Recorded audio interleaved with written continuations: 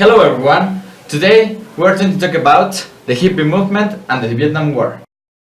After the economic development that the industrialized capitalist countries had, a great amount of young people in the US started to manifestate their own socio-political ideologies against the traditional government ideals, and they also proclaimed them as hippies.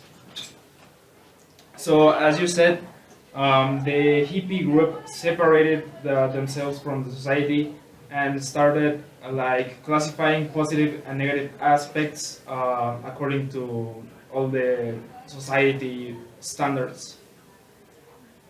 This group was characterized by being anarchist in peaceful ways, an extreme preoccupation of nature, and absolute rejection of materialism.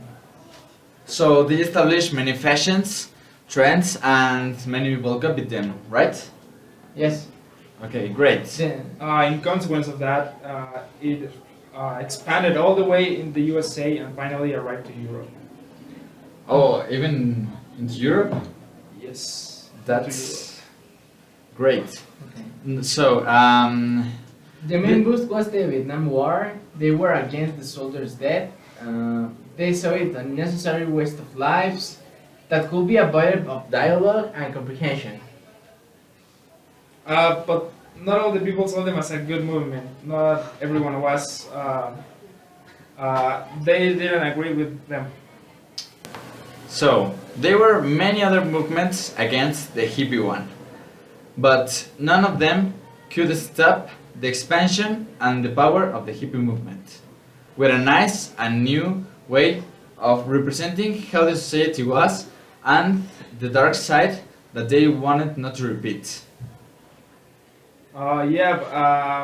Also, they were like identified by all the other people in the U.S. As drug consumers.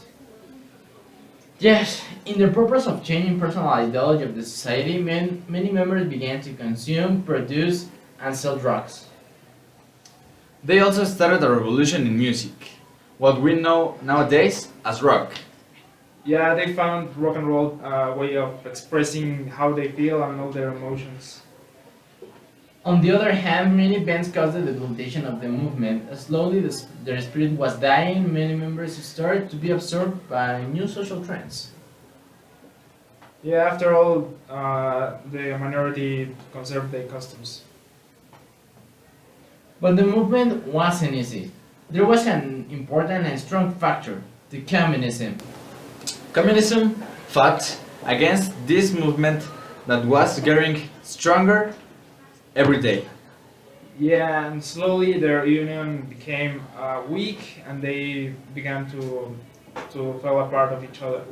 Nowadays, the group is very weak, but there are some still members who are trying to preserve and rise the group again. That's very interesting. So that's everything for the hippie movement. Let's go to the Vietnam War. So, let's continue with the Vietnam War. The Vietnam War was a conflict where there were involved the capitalist and the communist ideologies. This was a fight between these two ideologies for the power of two important countries, the United States and Russia, what we know in that times as the URSS.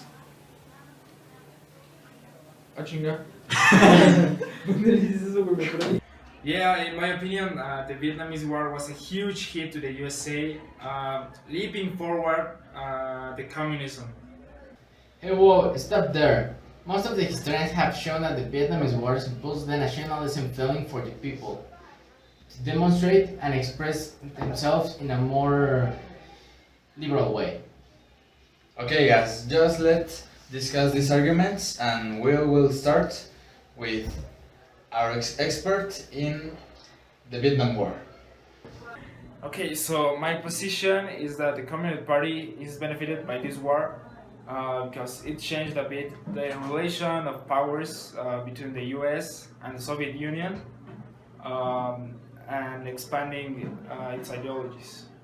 Well, How I think in this era, the capitalist party succeeded as a big power marking difference since they were at the bottom until the point they recovered and taken back through the war. Yes, I agree with both of you, and I think these are very interesting point of view.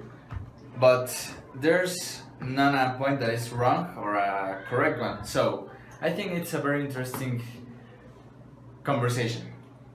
Yes, it is. Yes. Okay, so what can you tell us about Russia?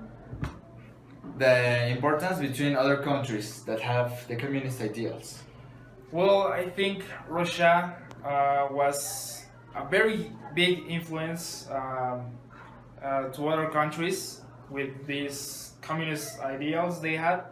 And then more countries began to accept it and get closer to them, and communists grew more.